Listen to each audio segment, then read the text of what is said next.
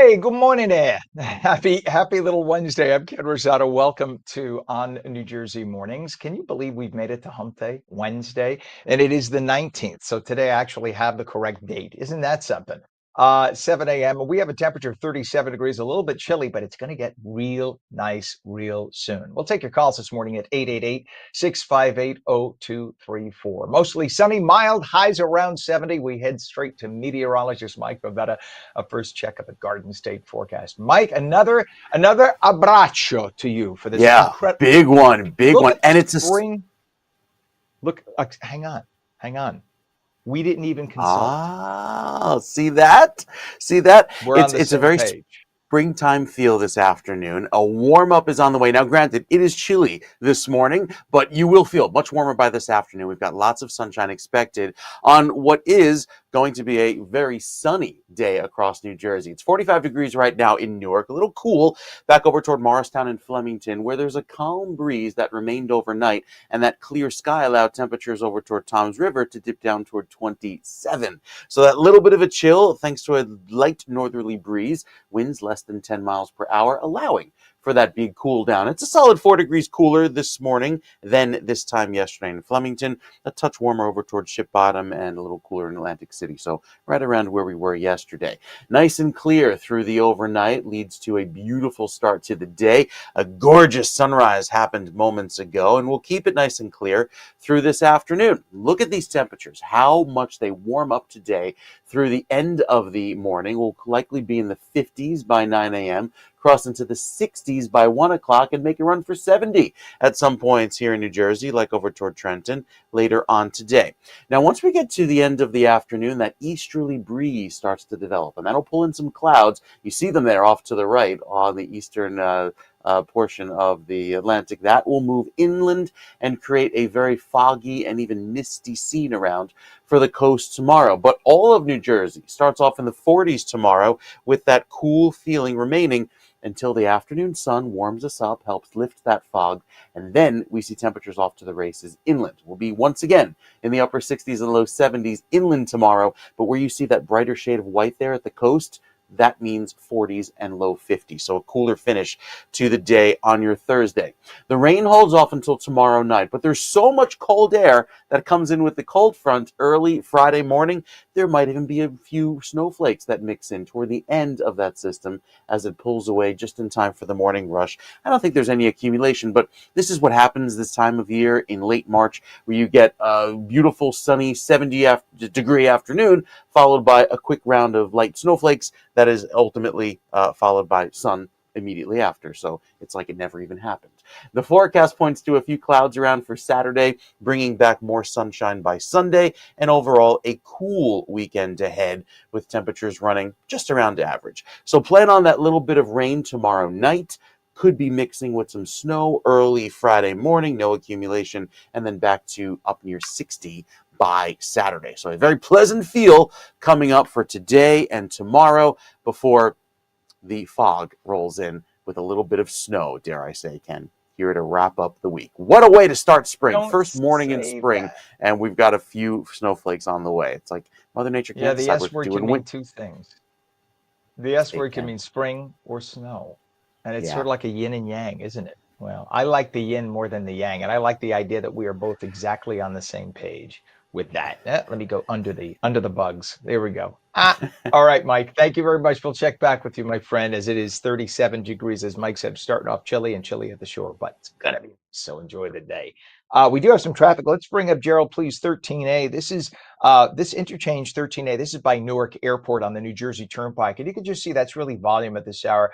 A lot of times, folks getting down to the airport because the majority of flights at most major airports happen between 5 a.m. and 9 a.m. So this is where you have folks headed toward the airport. So that's not that unusual, but just beware. Give yourselves that extra travel time if you have to head to the airport this morning, because as you can see, interchange 13A, a little bit heavy at this hour. We have a crash also to let you know about on I-280 eastbound east of exit to 13, which is Orange Street in Newark. The left lane is closed. Vehicle fire on 195 eastbound west of exit 16, which is Millstone Township. The right lane and shoulder are closed. We have a gas main break. This is a big deal. Route 206 northbound, north of I-287 in Bridgewater Township. The right shoulder is closed, as they tend to that. We have a crash on 295 southbound, south of exit 47, which is Burlington Mount Holly Road in Burlington Township, the right shoulder block. Also crash on 78 eastbound, east of exit 20, Route 639 in Clinton Township. The left lane is closed. The New Jersey Turnpike Western Spur southbound, south of interchange 18 West or 18W, I-80, US 46. You all know that's a GWB exit. That's right now we have in East Rutherford, 2 left lanes closed due to traffic. We'll show you that cam in a little bit. That one's going to cause a mess through the morning. Just letting you know about that. And we have, of course, the ongoing construction I-80 eastbound past exit 34 in Wharton. That is Route 15, and that's going to be ongoing. But in the next few days, we will have some good news, as they're going to take one of the lanes heading eastbound, or heading westbound rather, and convert it into a truck lane only eastbound lane. So that'll kind of be a reconfiguration. They're working on that. Hopefully in the next few days, we'll have that for you. It is 37 degrees at 7:06. Astronauts Butch Wilmore and Suni Williams have landed back on Earth after a faulty spacecraft turned their 8-day expedition into a 9-month mission. The NASA astronauts completed their 17-hour trip from the International Space Station with a splashdown you just saw a second ago off of Florida's coast at 5:57 p.m. Exactly the minute that they forecast days before. How do they do it? The duo returned home on a SpaceX Crew Dragon capsule alongside astronaut Nick Hague and cosmonaut Alexander Gorbunov. Mr. Wilmore and Ms. Williams' homecoming caps an end to a drawn-out mission, which was marred by technical difficulties in recent months, turned into a political flashpoint after the Biden administration abandoned the astronauts. You could say what you want, but yeah, that's what happened. See, their Boeing spaceship had malfunctioned, and when Elon Musk offered his SpaceX rocket to rescue them, the one that did rescue them, Joe Biden literally ignored him multiple times. That is according to Elon Musk himself and many people at NASA.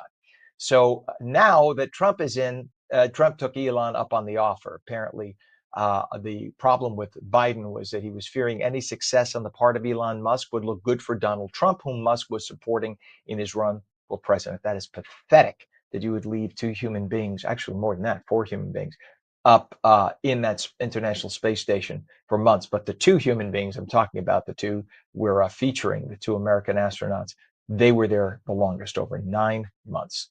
It is 7:07. The Archdiocese of Newark's Mercy House held its inaugural baby shower for expectant moms in need. Look at this, how awesome this is. About 20 pregnant women were given gift bags at Mercy House's Newark location, and the gift bags contain diapers, baby clothes, and nursery necessities, along with treats such as cupcakes and chips.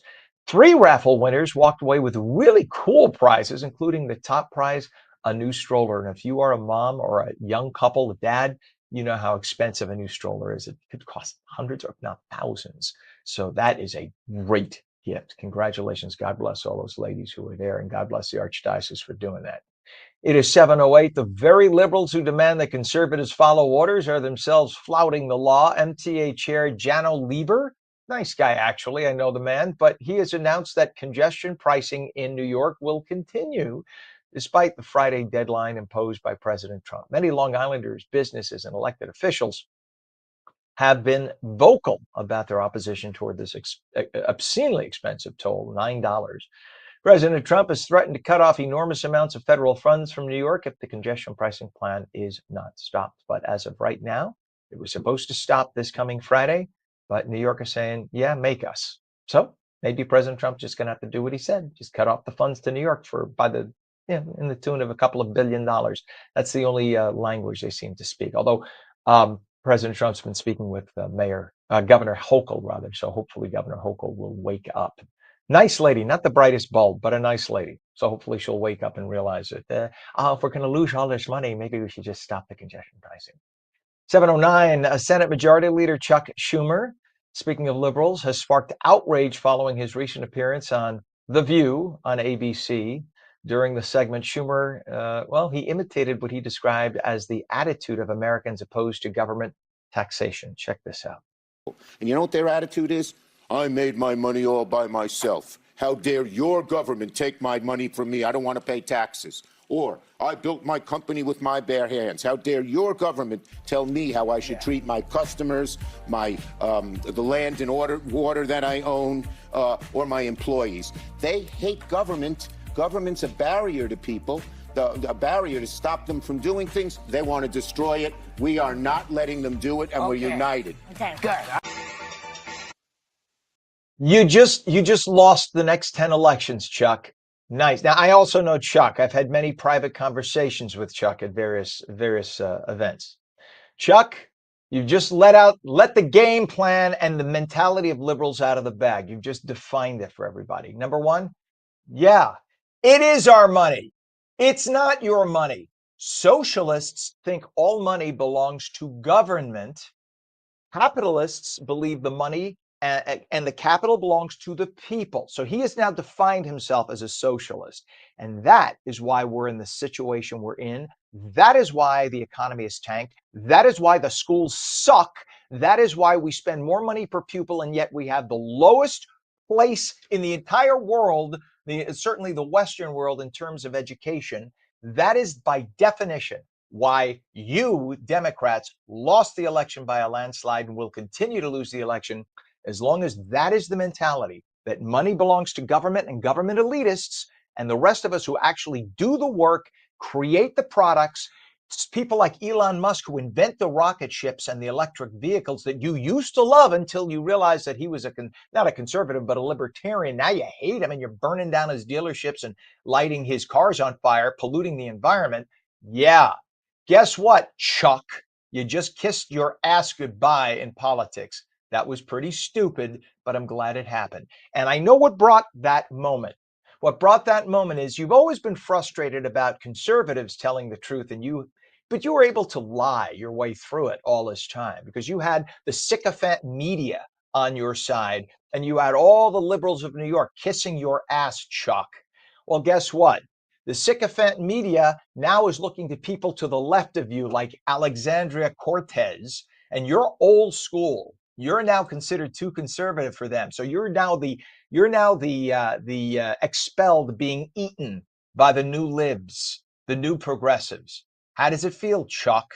And from this point forward, you're out. You're yesterday. You're going to see the AOCs taking over your party, which will continue to fragment into nothing more than little chunks of dust on the ground. Nothing like dust in the wind, Chuck Schumer. Nice knowing you, pal. Those comments have drawn significant criticism from a lot of online commentators and social media users, including Bill Maher and others. Can't believe that I agree with Bill Maher on a whole bunch of stuff. Bill Maher, one thing you can never say about Bill Maher is that he's not intelligent. All right. Bill Maher may be liberal, but Bill Maher is very bright, very intelligent, very well spoken. And even Bill Maher sees his party, his former party, disintegrating before his eyes. Don't be surprised if he declares himself independent or libertarian soon. 7:13 each year, the cold New York winters leave behind tens of thousands of potholes in the Garden State, and this year is no different. The New Jersey Department of Transportation announced they've officially started pothole repairs. They started yesterday. So if you see it, you see the truck stopping in front of you, don't get ticked off. They're fixing your roads. All right. The repairs are going to be taking place on all state roads over the coming weeks from 9 a.m. to 3 p.m. when traffic is at its lowest. That's why they do it. So if you beep your horn and say, why do they got to do it now? Why don't they do it at 2 a.m.? Because they can't see the potholes at 2 a.m. They have to do it 9 a.m. to 3 p.m. So please slow down if you see a repair crew ahead of you. Last year, by the way, the state DOT filled nearly 90,000 potholes. And jury selection began yesterday in the bribery trial of Nadine Mendez, the wife of former Senator Robert Mendez, who was sentenced to 11 years in prison earlier this year for accepting hundreds of thousands of dollars in gold and cash. Yeah, gold bars he had shoved in the suit pockets of some of his old suits in his house. 58-year-old Nadine Mendez was to face trial last year with the former senator, but a breast cancer diagnosis led to surgery. That forced the trial to be delayed. She pleaded not guilty to charges that she participated in the very same bribery scheme that led to her husband's conviction. It is now 37 degrees at 7:14. When we return, politics from Trenton like no one else can explain it. New Jersey Globe editor David Wildstein will have the inside edge. Mostly sunny, mild today. Highs about 70. Meteorologist Mike Beth returns with your full Garden State forecast, and we'll take your calls at 888-658-0234. 888-658-0234. You're watching On New Jersey Mornings. Don't go away.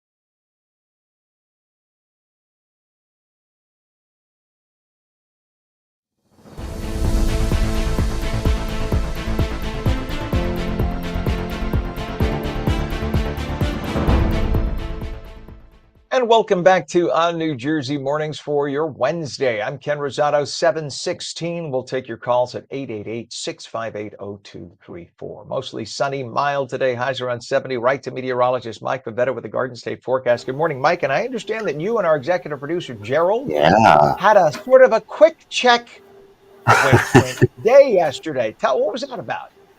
It was incredible. We got to sample.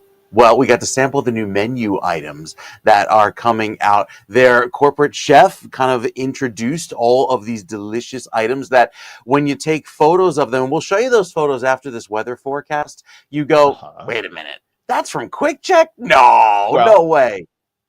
Just so you don't think that I'm lying when I say it, look, that's my app. I am a Quick Check member. I do go to Quick you Check. have the new app with the rewards. Yes, I have it, and yes, I'm a reward member. And I only found out about this an hour ago, so that this isn't for anyone who thinks this was a setup. It wasn't a setup. I didn't know I knew you guys had something yesterday. I didn't know what. I love Quick Check for anyone who hasn't gone there. Their food, because it's a real deli. It's real human beings making food for you to order fresh. So I love it. I'm just saying. I'm sorry to interrupt you. Go ahead. So if you're hungry right now watching, go get a breakfast, go get a snack, because your mouth is going to water when you see these photos upcoming.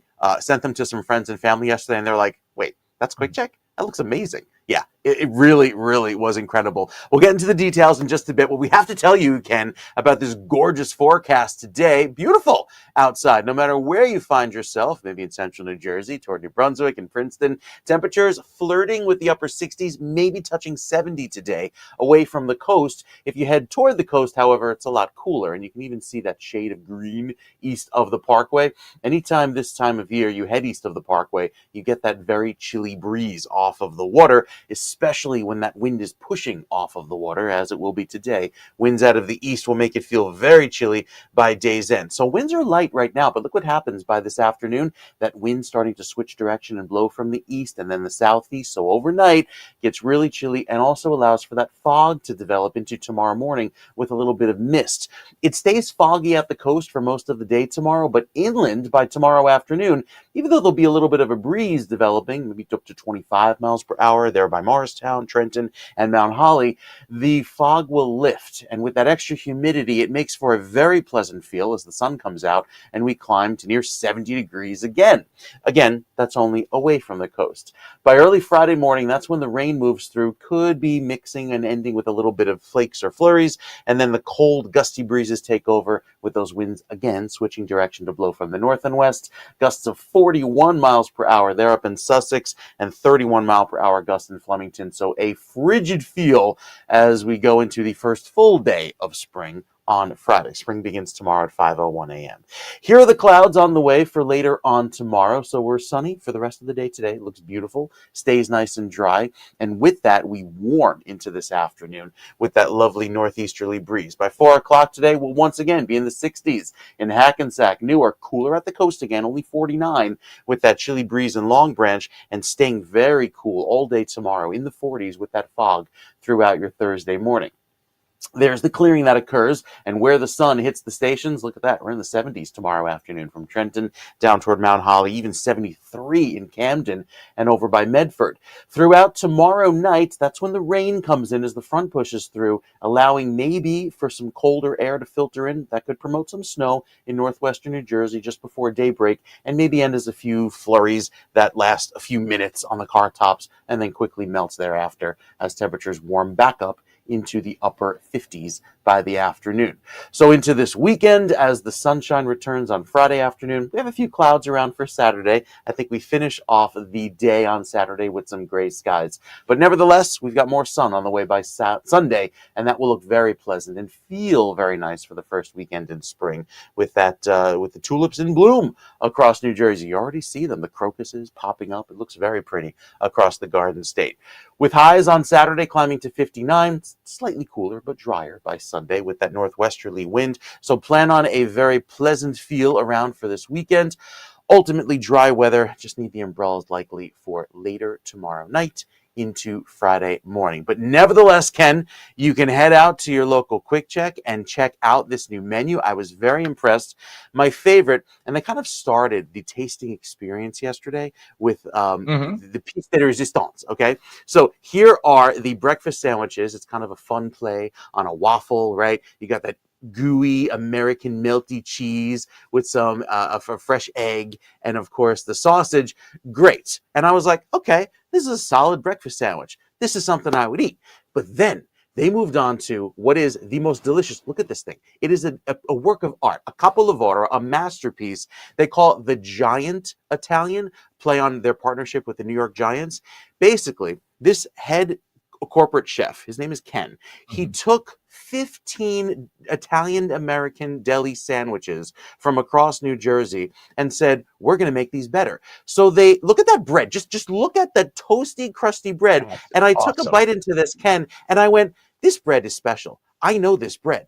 Is this from the Ironbound in Newark from a Portuguese bakery? He said, why, yes. Yes, it is. It's from Whoa. Teixeira's Bakery in the Ironbound section of Newark, and they deliver to all 147 Quick Check stores daily. So you get an authentic piece of Portuguese bread, Portuguese roll, all of the fixins, you know, what you the classic Italian combo with all of the meats there. And then, as he calls it, his secret sauce. It's this beautiful sauce of a white balsamic vinaigrette.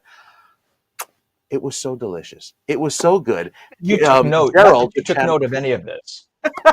Gerald, the channel owner, and I, we looked at each other and we're like, are we going to pay for this later with indigestion? No indigestion. And that's how you know it was a good sandwich. It was That's a fantastic. good looking sandwich. That is a So this good looking mijada sandwich. bread that I didn't really know the name. We just called it a Portuguese roll. But this mijada bread is really what made it so special and delicious. Yes, the sauce, this white balsamic vinaigrette, Ken, it's called a truth serum. What do you think about that? I'm all for it. You know, I'm a foodie. I have no problem calling it something like that. And that looks magnificent. So, Yes. you know, Yeah. we let's come on. This quick check. We'll make you officially part of the morning show. Let's do that because that could be. I think the two of us need to like have a handful of quick check sandwiches in the morning. We'll feature a sandwich of the day and do that in the morning. I think I'm good with that. Well, you I have know, no problem Ken, with that. with the new Quick Check app, and I know this sounds like an ad, but I was really impressed when she mentioned it. The Quick Check delivers now. So you can have that delivered to your home just in time for the morning show. How about that? Guess what? Let's see if I can get it done. If I can run upstairs and do it because I am at home. Let's see if I can get that done in the next half hour. Okay. We're going to try that for real. All right, Gerald. Gerald. That's our executive producer. Okay, thank you very much, Mike Favetta. Now we have a challenge. I will get this ordered to the house. Hopefully, my quick check, which is about it's about 10 minutes away. Hopefully, they could deliver. We'll see. But that looks delicious. Thank you, sir. Boy, am I I bet. jealous that I didn't get invited. Just saying. All right, Favetta. We'll see you later, buddy. Thank you. It is 37 degrees. That looks delicious. It is 37 degrees, and we do have some traffic, by the way. Take a look, please. Mile marker 121.48 northbound local. This is going into the GWB. Now, we mentioned earlier there was an incident where a 1 or 2 lane. Don't do that. See what they're doing? That will get you a big ticket. See the people going on the shoulder? 3 of them. Not very wise. Don't think that the traffic folks at the DOT are not sharing that information, by the way, when you do stuff like that. There are cameras everywhere. So that is not a good move. Anyway, this is going into the GWB. We have problems in a shoulder and the right lane going into the upper level of the GWB. I don't have the details as to why right now, but just beware of that. That is really heavy for this time of the day. So it's taking you about 45 minutes or longer to get into Manhattan. So just beware of that. We have a crash also. Vehicle fire, a vehicle off the roadway, I should say, on 295 southbound, south of 47, exit 47, which is in Burlington Township. The right shoulder is closed. Use caution there. We have a crash on 295 southbound. That's by Black Horse Pike and Belmar. Two left lanes are closed. There's about a 10 to 15 minute delay. Vehicle fire I-195 eastbound west of exit 16, which is Great Adventure exit. You all know about that one. In Millstone Township, one right lane and shoulder closed. We have a gas main break on 206 northbound, north of 287 in Bridgewater. The right shoulder is closed. Crash on I-78 eastbound, east of exit 20 in Clinton. One left lane closed. And we have a crash on the Turnpike Western Spur southbound, south of 18W, which is the GWB. So that's not causing that though. That's what I thought might have been that. That's something different, but that's still causing delays before what you just saw. So we'll keep you updated on all that information. We also still have that construction of the sinkhole repair, which is I-80 eastbound exit 34, Route 15 in Wharton. That's going to be going on for the next few weeks. 7:26. Now time for politics from Trenton. Explained like nobody else can do it. Here's New Jersey Globe editor David Wildstein with the Inside Edge. Good morning, everybody. Today is Wednesday, March 19th. Welcome to the Inside Edge. And, you know, we talk a great deal about change and reform, the elimination of county lines, a move to office block voting has most certainly changed how candidates campaign for governor. But arguably, nothing has had a greater impact on New Jersey politics, at least during the lifetime of those that are still around, than Reynolds v. Sims. That was a U.S. Supreme Court decision that determined that state legislative districts had to have nearly equal population. This was 1964. A lot of people know it as one man, one vote, and it created complete and total chaos in New Jersey politics for a decade. Before that decision, the New Jersey Senate had 21 seats, one senator from every county. Cape May had a senator, Salem had a senator, Essex and Bergen each had one senator. And that meant that the 11 smallest counties controlled the Senate. Senatorial courtesy in those days was an even bigger deal because no senator had to share courtesy in their county with somebody else. The assembly had 60 members. Every 10 years, the seats were apportioned after the census. Every county got at least one member of the state assembly. Essex had 9 assembly seats. But every seat was elected at large in a county-wide election. And after the Supreme Court decision, the legislature scurried to become compliant. And within 5 months, the Senate adopted a ridiculously unfathomable plan. They did it by a vote of 11-9. And they created a weighted voting system based on population. So the senator from Cape May had 1 vote, and the senator from Essex County had 19 votes. And get this, the total number of votes in the state Senate was 125.1. And that meant that a majority would be 62.6. It meant that the senators from the 5 largest counties controlled the Senate. Governor Hughes immediately directed Attorney General Sills to challenge that plan. directly to the Supreme Court. Sills was joined by an attorney representing two labor unions named David Friedland. We're definitely going to talk about him someday. But in the meantime, the Senate didn't pass anything that wasn't approved unanimously. The Supreme Court struck down the plan quickly and definitively. The Chief Justice, Joseph Weintraub, essentially said it was a stupid idea. By 1965, there was a new map with 29 senators. The next year, there was a constitutional convention. By 1967, the Senate was expanded to 40. Jersey had legislative redistricting every 2 years for the next 5 cycles. Now, I can spend all day talking about one man, one vote, so maybe more another time. Anyway, that's everything for today, and I'll be back tomorrow.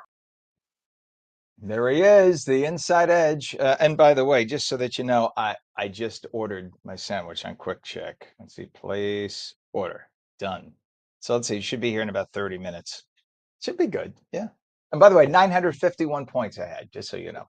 It is 37 degrees now at 7:30, and when we come back, the Garden State's dining scene is hotter than ever. Speaking of food, we're going to talk to a brother-brother partnership with what makes their eateries so successful. Plus, the phone lines are wide open. We'll take your calls at 888-658-0234. Meteorologist Mike Pavetta says mostly sunny, mild today, highs about 70. The full Garden State forecast in a moment. You are watching On New Jersey Mornings, seen daily at ONNJ.com, Roku, Fire TV, News On, Samsung TV Plus, Apple TV, YouTube, Facebook, and X, and now streamed live on Rumble and Twitch at twitch.tv/OnNewJersey. We're coming right back.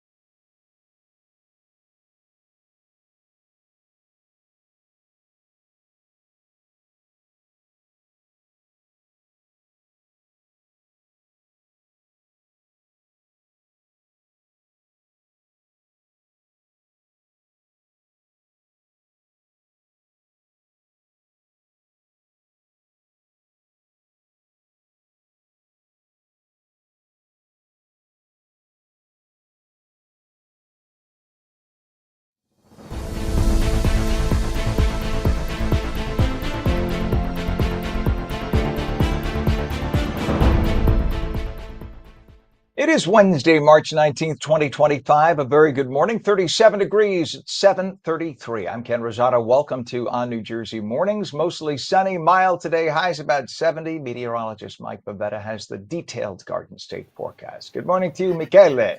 Good morning to you, Ken. Ken, it is March 19th, so it is the feast of St. Joseph, St. Joseph's Day. Yes, it is. Stop by a favorite pastry shop, friend of the show, Palazzone's, over in Wayne. You know Palazzone. I know Palazzone's. I know and it well. Veronica and Gianluca, they really did a great job of making sure that we were covered here on the New Jersey Morning Show. Well, you ordered your sandwich, so I kind of, That's right. That's right by by the highway, right? Right off the highway, Yep, right yep. there, Palazzone. hmm It's easy to Yep, get they to. have their two locations there. So they have to thank them because these are going to be dug into later tonight with the whole St. Joseph's Day feast. And we have the zeppole, we have the sfingi, and a little bit of a surprise with the chantilly cream and a new flavor, the pistachio cream. So very excited You're too about that. much. So thank you to Nice. Veronica and Gianluca for providing that this morning.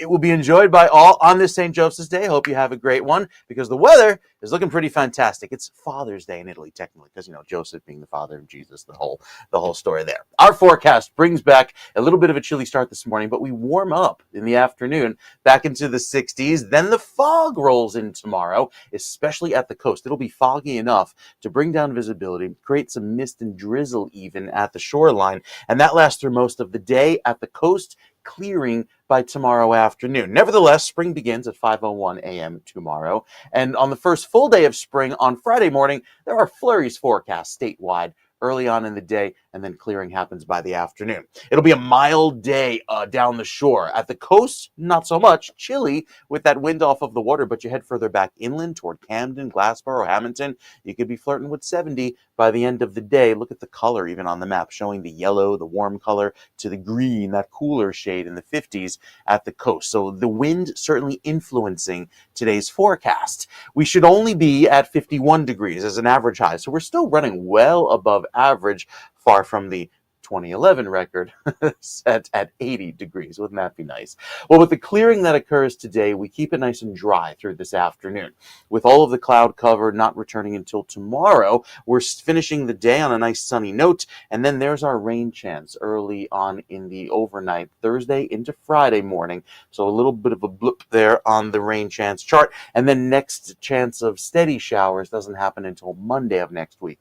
So we make it through the weekend nice and dry with that little bit of poorer air quality thanks to the wind direction pulling in some of that pollution from the northeast. It's still at the good level, so really no concern. I think the forecast clears out, especially as that wind switches direction and blows from the southeast. So we're nice and clear today on the big map, showing the clouds move in with the fog for tomorrow, and then the front with the storm develops. This is the low pressure for Friday morning. That'll give us some showers and clouds overnight, maybe even some downpours, but ending as some flurries as the colder weather pushes through. It clears out later Friday afternoon and then brings in another round of likely cloud cover on Saturday, maybe an afternoon sprinkle, but for the most part we should be dry and look for more sunshine by Sunday. 7-day forecast is plenty of sun today, cooler tomorrow with the clouds at the coast, and then there's that early morning rain snow for Friday morning. It all clears out by 10 a.m., so we're sunny the rest of the day, with Saturday and Sunday featuring a little more cloud cover by Saturday, nice and bright and sunny on Sunday, and then there's that rain potential by Monday. Right now shows some intermittent showers, but I think could move in with some wet weather.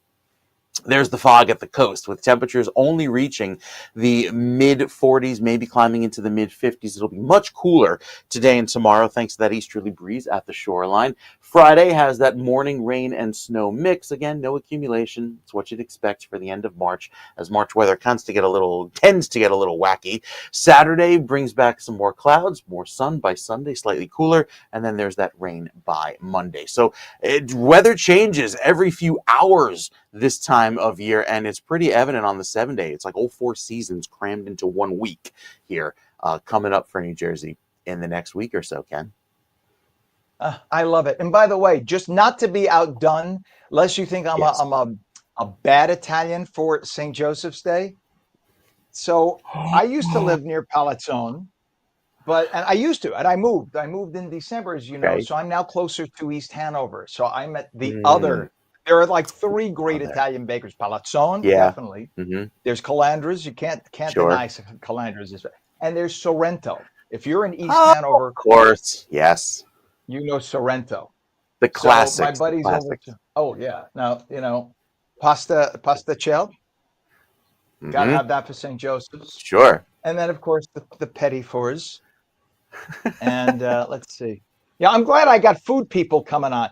Oh, and then you got to get the little chocolate canotes. Just so you know. All right. Not too Italian, huh? just a little too. Not enough.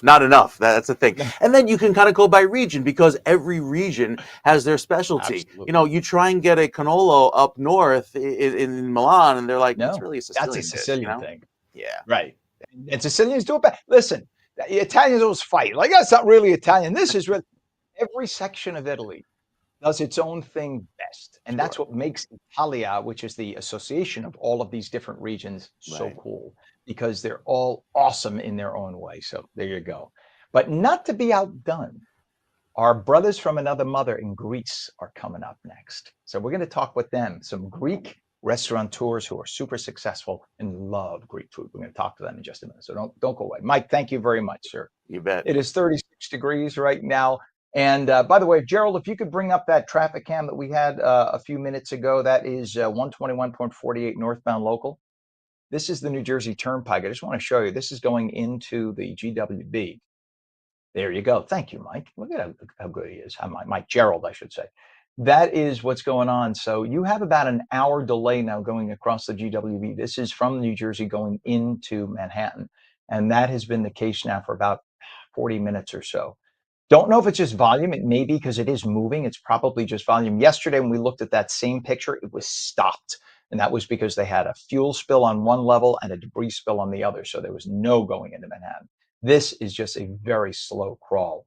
It's taken about an hour, like I said, but it is what it is. This is the morning drive going into New York. All right. We also have some problems with a disabled vehicle, 295 northbound, north of exit 26 south, which is in Belmar. All lanes open, 5 to 10 minute delays there right now. And a crash on Route 9 northbound in Howell Township, 2 left lanes closed. And we have a crash in vehicle off the roadway 295 southbound, south of Burlington, Mount Holly Road in Burlington Township. The right shoulder is closed. Please use caution. 741 right now.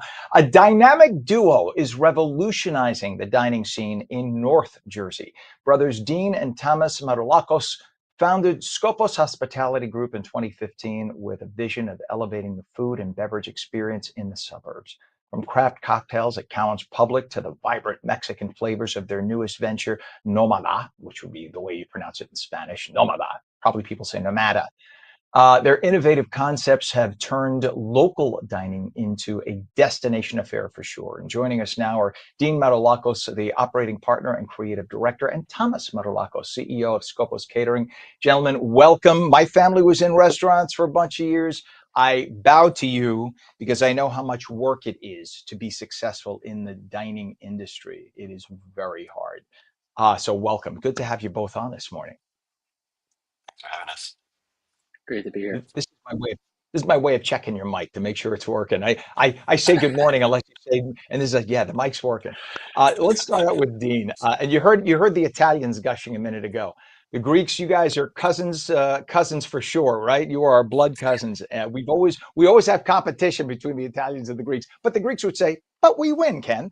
The best olive oil is Greek, so it is what it is. Let's start, Absolutely. Dean. Right? I mean, come on. I love all things Greek. Greek food, no question. And I make, by the way, a great spanakopita, which I will bring to you guys. You tell me if you like it. I'll give you my recipe for spanakopita. But let's start with the Sounds beginning here. fantastic. Scopus Hospitality Group launched with Cowan's Public in 2015. It's about to hit its 10-year anniversary next month. What inspired you? And Thomas, the two of you, to bring this fresh approach to northern New Jersey? Because it used to be that we're the suburbs. You don't need specialty dining here. Just, fast food is fine. Not the case anymore because people don't want to drive into the city. So what was the impetus behind that? That's exactly it. I was running a couple bars and restaurants in Manhattan. Tom was bartending at one of them and working for a brewery out in Jersey. And we were like, we come into the city all the time. We're always hanging out in the city for these, slightly elevated experiences in terms of the food, beverage, and decor. And why don't we kind of try this in New Jersey? And the opportunity for the space where we have now of Cowan's Public came available. And it happened to be the bar in the town that our parents grew up in and our father actually bartended at in the 70s when he was in college. And so we said, hey, let's try this here and see what happens. It was originally going to open just as a craft beer bar, and as we were developing it and the space came together with the design, we said, let's try some cocktails as well. And we gave it a shot. It ended up taking off and being a huge success, and it was kind of the beginning of our journey 10 years later, and here we are. Well, here's a question then. When obviously it's so hard to be successful in the food industry, what for every one successful eatery, you have like 10 that go bankrupt in a year. It is so hard to do. Do you guys come up with the concept first and then find the location and the space? Or do you look around and say, oh, this is available. I know what would go here. Which comes first, the chicken or the egg? It really depends on the concept a little bit. Some of the projects it was the space, or we had an idea we wanted to do like an American style pub or a tavern restaurant, but we didn't know what the exact concept was. For example, our second space, the Barrow House. Mhm. We looked into the history of the property. It was an old farmhouse, around 150 years ago, and we said, "Hey, let's kind of lean into that." And then we kind of developed the design and the menu around that. For Nomada, our newest concept, that the space was available. We had been talking about doing a Mexican concept for a while, and so it kind of just made sense, and we kind of worked the design around the existing space that we had available. I love that. I love it, and it's sort of an upscale Mexican, which is really really cool because Mexican cuisine is really intense. People, I'm a foodie. We were in the restaurant industry, my family too, and people think Mexican, they think Taco Bell. Stop that. That's disrespectful. Mexican cuisine is phenomenal. You go to Mexico City, the food scene in Mexico City is insane. It is so good. And then you guys came up with the speakeasy, the attic bar. So to talk about that. Yeah, that was a cool concept in Jersey City that we found. It's a Victorian building that it's a so we have a like, tavern on the first floor, and in the back there's a two-story carriage house. And we were kind of like, what do we do with the second story? It had its own entrance, and we said, you know what, it's Jersey City, and we really love leaning into the cocktail aspect of things. And so we kind of developed this little 28 seat.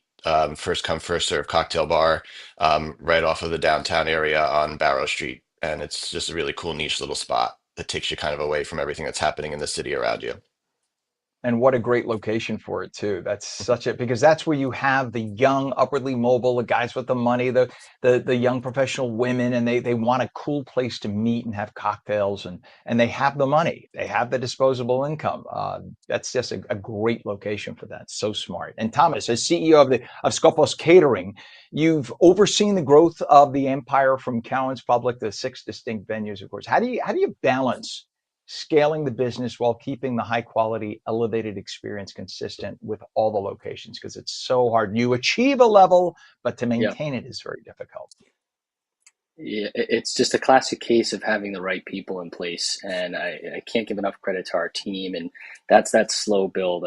10 years is short, but a long time to really build this company that we put together. But along the way, we've really had some great team members that have allowed us to grow this company. And as we started our catering venture several years ago, we've been able to really grow at a pretty significant rate because of the great team that we have. Where the reputation behind our hospitality group, of course, has really helped us start and launch that.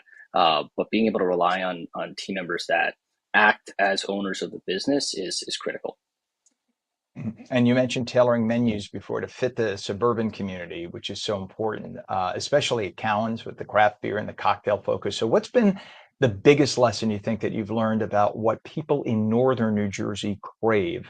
And how's that shaped your newer projects like the Parkside Social or Gus's Last Word? Because the thing is, I think people they like the upscale, the new, the clever, but at the same time, it's hard to find people who are going to spend the money in northern New Jersey. So that's a difficult tightrope to walk.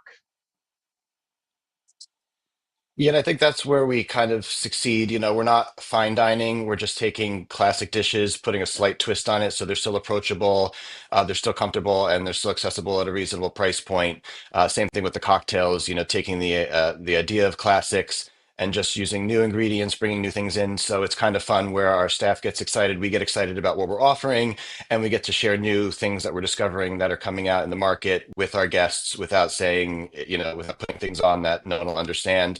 And for Nomada, for example, where we're using a lot of ingredients from Mexico that people might not be familiar with, we've added like a little glossary to the menu, and our staff's very well trained so that they kind of will approach guests saying, "Hey, if you have any questions, if you're not sure what anything is, we're excited to tell you about what we have available and share it with you, and here, have a taste of this or that to see if you like it or not before you try it and dive in.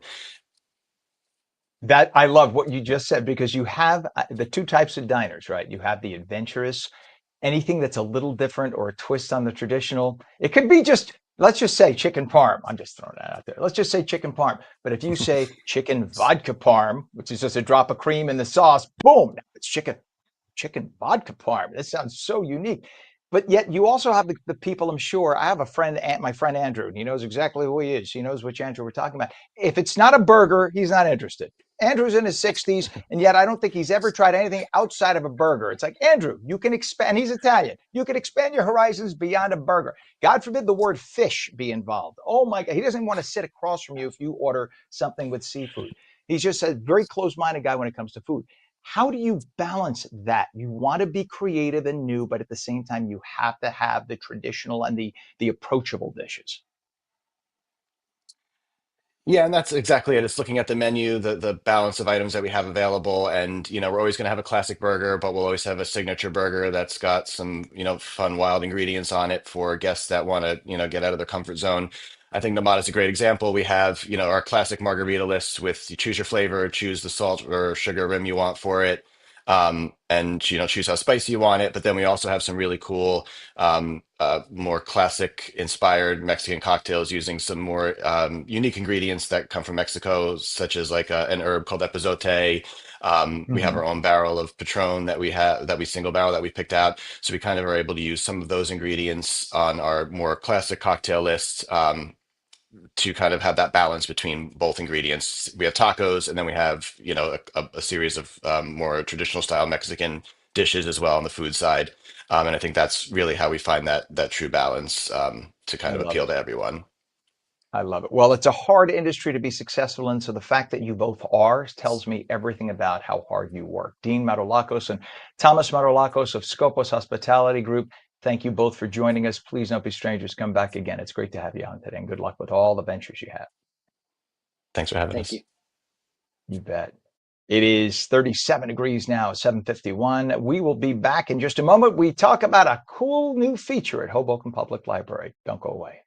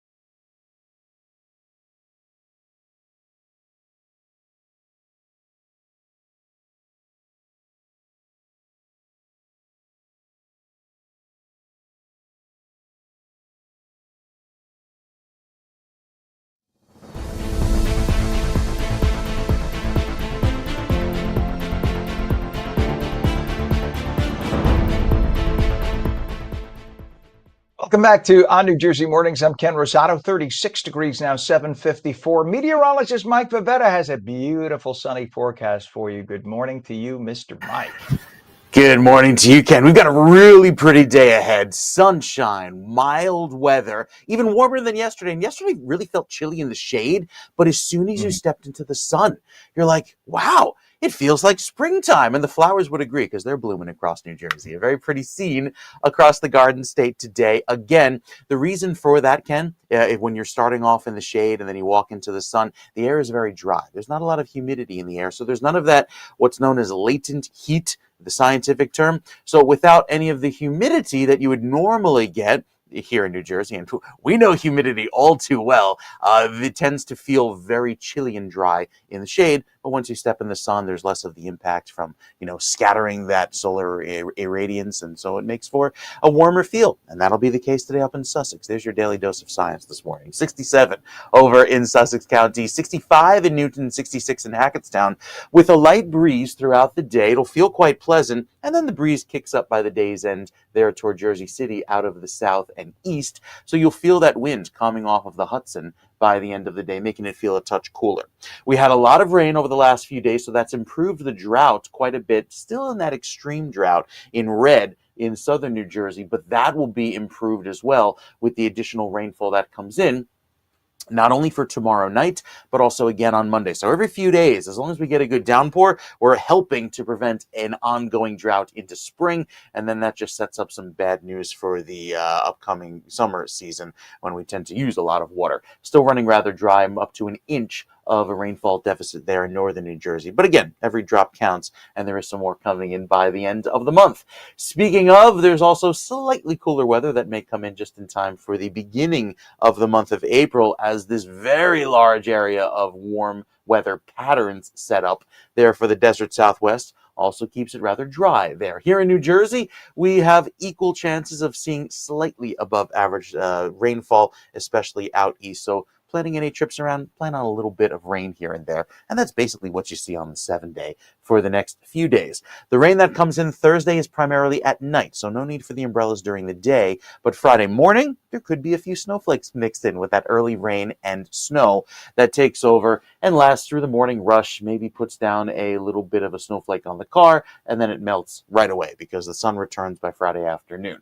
That is very typical of late March. You get a little bit of a morning winter blast, followed by a springtime feel by later on in the day with lots of sun and milder weather. Saturday and Sunday also brings back a split weekend. We start off the weekend a little cloudy and finish on a drier, cooler note. And then by Monday, we have some more rain that comes in to start off next week, and that rain likely giving us a wet day, I think, on the first Monday in spring.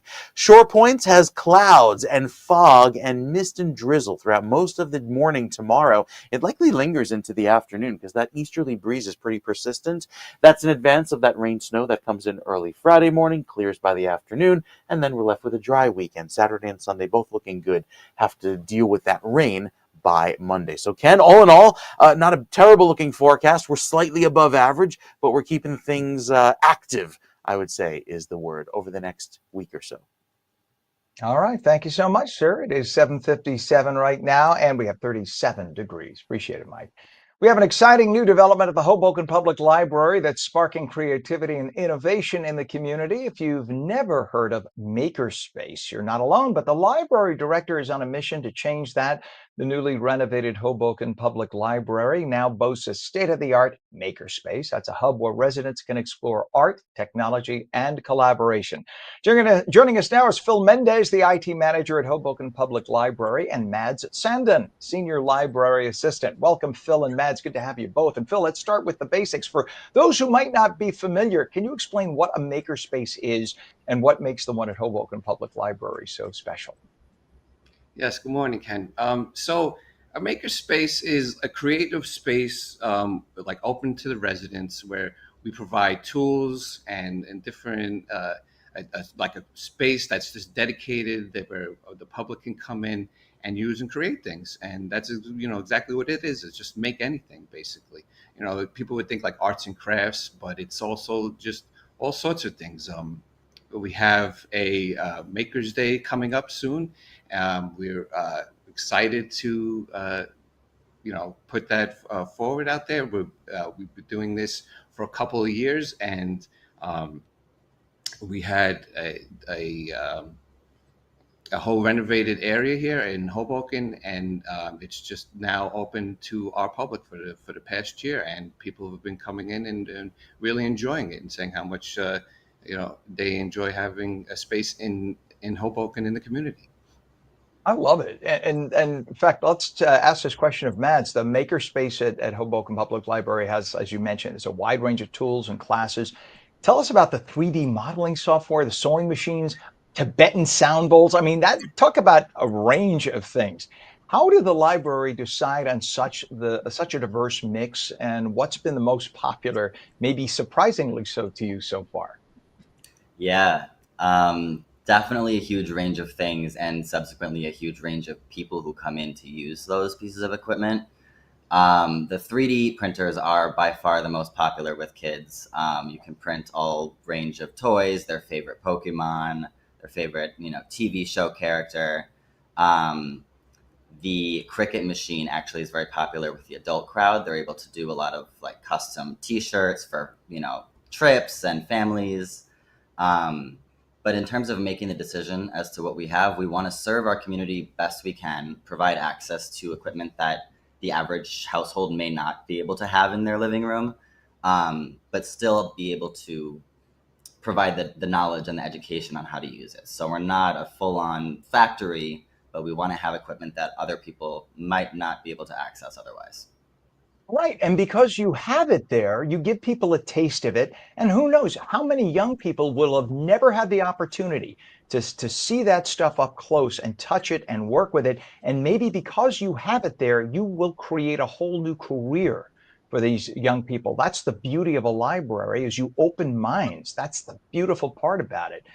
Phil, with you as the IT manager, you probably oversee the tech side. I mean, you do oversee the tech side clearly, but tell us more about the technology that, in terms of when you first were designing the technology, the 3D modeling software that Mads was talking about, Adobe Photoshop, even something as basic as that to many people who are in the industry, but it's foreign to younger people coming into it. Tell us about when you first sat down and were designing this, what it was like. I think we have had like a creative space in the Hoboken Library for some time, but we had the opportunity with this recent renovation at the Hoboken Library.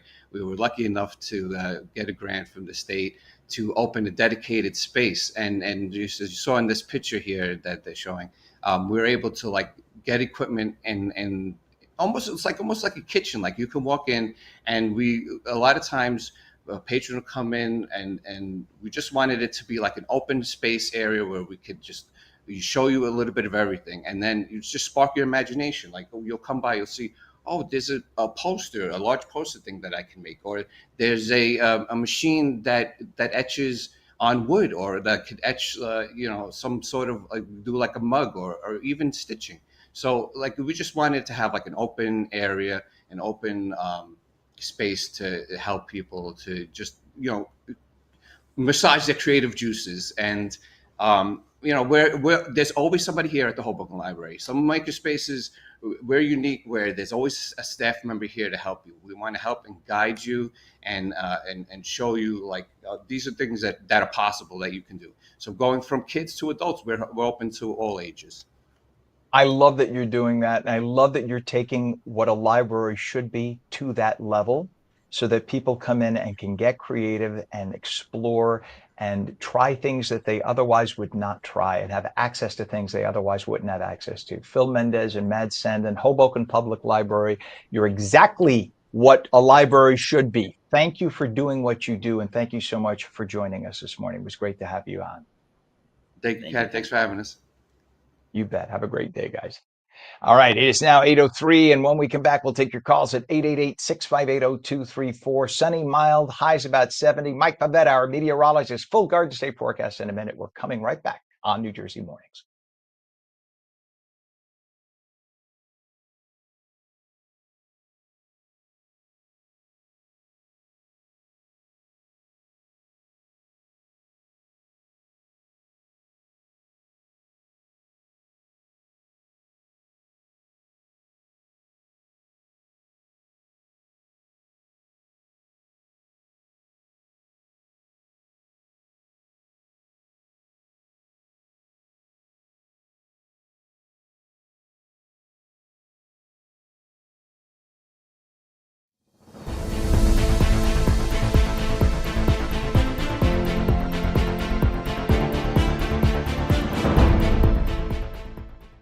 Good morning. It's 8:04, Wednesday, March 19th. Welcome back to On New Jersey Mornings. I'm Ken Rosato. Mostly sunny, mild today. Straight to meteorologist Mike Pavetta with a first check of the Garden State forecast. Good morning, Mike. Hey there, good morning to you, Ken. We've got a pretty decent look ahead at the New Jersey forecast with weather that looks quite nice today.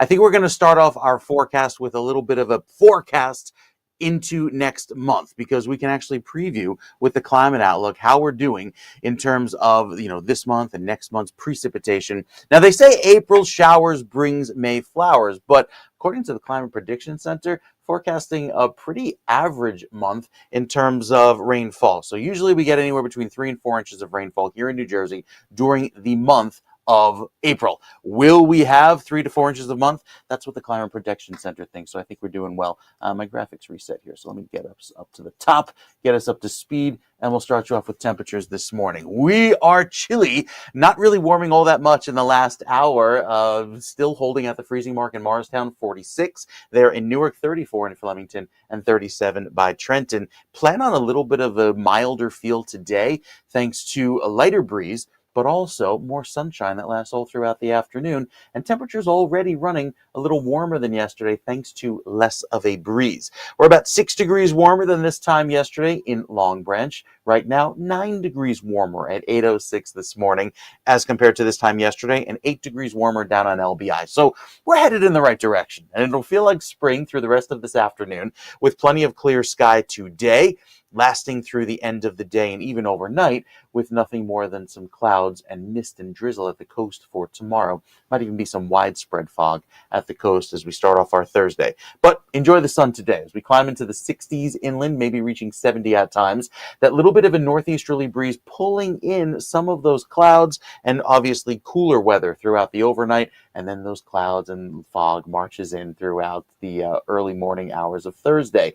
Some of that fog reaches the inland areas, but then lifts by the time we get to the afternoon, which is how we reach 73 in Camden, 67 in Mount Holly, and 71 in Trenton as early as 2 o'clock tomorrow afternoon. Notice the bright shade of white east of the Parkway. Those are the low clouds and fog that linger throughout most of the day. So it'll feel much cooler there with temperatures holding in the 40s. Tomorrow night, the front pushes through, means rain for the entire state, and maybe ending as a little bit of wet snow tomorrow morning. So might have a few flakes and flurries around as you start your day on Friday, with a cooler breeze that clears by the afternoon and a nice dry start to the weekend. Saturday looks nice and dry, so we'll finish out Friday on a clear note. A few clouds return, partly sunny skies on Saturday, and then it stays dry throughout the day. More sunshine by Sunday, a little bit more of a clearing, and then some more rain comes in by Monday, and that wet weather gives us kind of a wet day ahead with those spring showers as we wrap up the last week of March with a little bit of wet weather. So the 3-day forecast, 3-day forecast brings back another round of cool weather for tomorrow, as at the coast at least, it'll feel quite chilly with that easterly breeze. And then the showers take over tomorrow night. A little bit of snow mixing in at times Friday morning, clearing by Saturday as the sun returns, high near 60 under partly sunny skies. So looking overall pretty decent for today. Just tomorrow gets a little foggy and cloudy, and I think you'll see that pretty evident on the traffic cameras for tomorrow morning, especially along the Parkway. Gotcha, sir. Thank you very much. 37 degrees now at 8:08. And by the way, Jersey Fest is back, presented by Radio Garden State, bringing live music, iconic food, and pure Garden State spirit to White Eagle Hall in Jersey City, May 17th. This year's event promises an electric lineup of local talent, legendary eats, and a VIP experience that's got everybody buzzing. Joining us now is Mike Ham, founder of Radio Garden State, to tell us more about it. Good morning to you, Mike. Good morning, Ken. Good to be back here. Good to see you again. Always good to have you on. You bet. And Jersey Fest shaping up to be a true celebration of New Jersey culture like no one else can do it. What inspired you to bring the event back to White Eagle Hall this year? As good as the last one was, and as well received as the first one was, it was a no-brainer. We did that first event May 18th, 2024. 5 Jersey bands, distilleries, breweries, Ruts Hut, Johnny Pork Roll. And we decided before we left that night, they said, "Do you want to come back next year?" And I was like, "Absolutely, no doubt about it." So we made some tweaks, we improved some things because that was the first event that we had ever actually put on, and I think it went pretty well for being the first one. So we made some tweaks, we improved some things, just kind of like logistically and kind of how we worked on our end. Booked a great lineup of bands. Have some of our other friends coming back, like Rosato, like Johnny Porkroll, and some others, and it's going to be a great night for sure. You know, it's funny how you said Ruts Hut, and immediately I'm just thinking about the last time I had a hot dog there and how good it was. This is nothing like the taste of a Ruts hot dog. It's just the best. That's the Sorry, best, now you legendary. made my mouth Yeah. water. My mouth is watering. The lineup is incredible. Reality Suite. You got Emerson Wolf, the Wishbone, Emerson Wolf, and the Wishbones. You got Connor Bracken. You got Mother Leeds Band. How did you go about curating such a mix of high energy rock, indie folk, blues infused sounds all together? How did you do that? Yeah, well, I mean, a lot of it stems from Radio Garden State and kind of the bands that we work with on a day-to-day basis that we play quite a bit, the ones that are well received by our listeners, the ones that are getting the most engagement. We put them out on socials. So that's kind of how we curated this, the lineup that we have. And, you know, we're going to start with Emerson Wolf and the Wishbones. She's about her band has only been on the scene for maybe like a year and a half, maybe 2 years. Incredible, just a super powerful voice. Storytelling and the lyrics is unbelievable. Then we're going to go to Connor Bracken and Mother Leeds Band, bluesy rock, just like kind of keep getting louder. And then we're going to hit him at the end with Reality Suite and just blow the roof off the place at the end with some heavy metal. So there's something for everyone, and hopefully people catch some music that they maybe haven't heard of before. But we also have some other acts that we're going to kind of mix in. We're going to have John Kaz do a couple songs about New Jersey in between a couple of the acts. And we're also going to have the Creatures of Chrome, who are a pole dancing troupe that do some stuff down the Jersey Shore. They're going to mix in between two of the acts as well. So it's going to be a full night of entertainment and a nonstop thrill ride. That is so cool. Pole dancing is incredible and hard to do, and it's so amazing. People think, of course, they think when they hear pole dancing, one thing comes to mind, but Sure. real pole dancing, that's another show we'll do. But real pole dancing 100%. is an incredible skill. That is a skill, and it's a type thing that you say, yeah, pole dancing, and you see for the first 2 seconds, and you're mesmerized, and you can't take your eyes off of it. It's ballet on a pole. It's unbelievable how talented these people are. But let's talk about now. You have VIP tickets, exclusive tastings from Chef Jamie Knott, a private bar, and more. What made you decide to elevate the experience for the VIPs this year? We did the VIP section last year. It sold out because it's for what was a $60 ticket, and you get free tastings from Cellar 335. And Jamie was doing the tastings up there last year. I'm sure he's going to be back up there this year. So it's like one of the best restaurants in Jersey City for sure. And Jamie's a friend, so it works out really well. And he's a high energy guy, so it adds to that experience. And just the way that White Eagle is set up, we wanted to give people an opportunity to utilize the upstairs space because there is the terrace that goes all the way around the top with seats and the bar and the private bathroom and all that, and just like a little bit different of an experience. The food from Rutsat, the food from Johnny Porkroll is going to be for sale on the main floor, so you could still go down and grab a ripper if you want, but you do have the opportunity to get some free tastings from Cellar 335.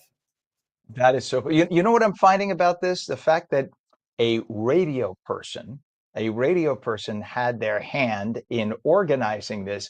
And you can just tell by the way the music is laid out, the food is laid out. Because, coming up in the radio industry, I was a disc jockey at little radio stations in upstate New York. And you literally, in the past, you would show up at an event that someone else planned, a producer or a money guy planned it. So it's like Right. You would think to yourself, why would you have this group here and that group there? Clearly, they don't know what they're doing. You know what you're doing. So this is really just being a radio person, I know you did this because that's why it's so cool and laid out so perfectly. So I love that. Now tickets, I got to get to this thing. Tickets are $15 through the next 5 days, right? I'll be there. I'm going to be there. Yeah. $15 through March 24th, right? That's a steal because they're getting all this music and all this food availability. Why was it important to keep it accessible to so many people, to you?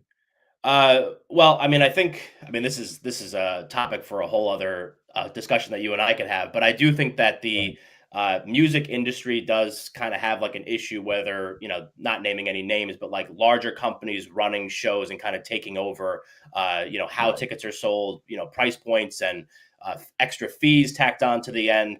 So, while we're doing this pre-sale for the first 2 weeks since the announcement to the 24th of March, when the ticket price goes up, it's still going to be an accessible price point for people because we want people there. I know that we try to give people a full experience, and we want them to be able to come and enjoy it. And our whole thing with Jersey Fest at the very beginning, when we first kind of put the concept together, was to get, obviously there's music, but then the local business side of it, like the breweries that we bring in, the distilleries that we bring in, Ruts Hut, Johnny, Cellar 335, like all the extra businesses that we bring in to kind of have as a part of this event. We want people to be able to interact with them and everyone to kind of make out, not just me or not just the radio station or not just the podcast or whatever. So that was a really important thing to kind of keep it, we want people in the door because we want people to experience all the great stuff that we have to offer them. I love it. And Jetty Rock Foundation, talk about them and why it's so important to Radio Garden State. Yeah, so Jetty Rock Foundation and Jetty, they were a partner. The last time I was on here, we talked a little bit about that.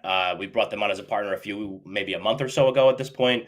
And a big piece of it was we want to be able to give back, like we're just talking about. We want people to experience the local businesses. We want to make local businesses to make some money while they're there. But we also want to make sure that we're giving back to, a great foundation like the Jetty Rock Foundation that are supporting, our coastlines, the people that live on it, local businesses up and down the shore. So that's a portion of the proceeds that we make from Jersey Fest will go back to the Jetty Rock Foundation and help fuel that partnership that we have with them, which is a really important thing for us because that's what this is all about. Like we built everything from Greetings from the Garden State, our podcast, Radio Garden State, Jersey Fest, everything else that we do is literally built on community. And that is the bottom line on anything, whether it's the hosts that we have on our station that are kind of helping me out, logistically with running a live show from the event or putting the Jersey Fest event that we did down in Asbury Park back in November, like all the day-to-day operations of the station. It's literally community based. It's the people that make this thing run. And I think that is what Jersey Fest ultimately is all about, is kind of a visual representation of what we want to do with all the platforms that we have, and be able to give back to a great charity like the Jetty Rock Foundation is something that is really important for us. Mike, I just have to radio geek out with you again. We've had this conversation before. When I look at you, no, I'm serious, and I'm not just blowing smoke. I look at you I'm 57, still a frustrated 17-year-old disc jockey, okay? From having come up in all the little 1,000-watt daytime AM radio stations I worked for and got fired from. And I look at you and I say, that's the guy who said to all the old fart radio station owners who didn't know what they're doing, I can do it better. I know what I'm doing. Get out of my way. And you, sir, are one of the pioneers that started making internet radio. You're one of the first success stories with internet radio. So I always feel honored to have you on because I know maybe others don't realize who are watching because they're not radio geeks like me, but I know how hard it was to have that dream and bring it to fruition. So I'm always honored to have you on. Let's tell everybody I had to blow smoke. It sounds like blowing smoke, but I had to just say that. I appreciate it. Yeah. Because I feel it. I get literally I get butterflies in my stomach because I've had that dream that you brought to fruition, and I'm so excited for you. What is the website, Mike? I'll stop now. What is the website for people to get tickets here for Radio Garden State? Sure. So I would send people. So I would send people to radiogardenState.com/JerseyFest. RadioGardenState.com. Click the Jersey Fest tab at the top. That's the best place to learn about all the stuff that we have going on at Jersey Fest. And then there's a button there to take you right to the White Eagle Hall website where you can buy tickets. So RadioGardenState.com/JerseyFest. All right. It's Jersey Fest 2025, Saturday, May 17th, White Eagle Hall in Jersey City. Mike Hamm, my hero, founder of Radio Garden State. Thank you for joining us this morning, my friend. Always good to have you on. Thank you, Ken. I appreciate it. You bet. Have a great day, Mike. Oh, I love it. Thanks, Joe. Appreciate it. I just love it. One. You bet. It is 8:18 right now, and we have 37 degrees, mostly sunny, mild today. Highs about 70. Meteorologist Mike Pavetta comes back with your full Garden State forecast, and we take your calls at 888-658-0234. You're watching on New Jersey Mornings. Don't go away.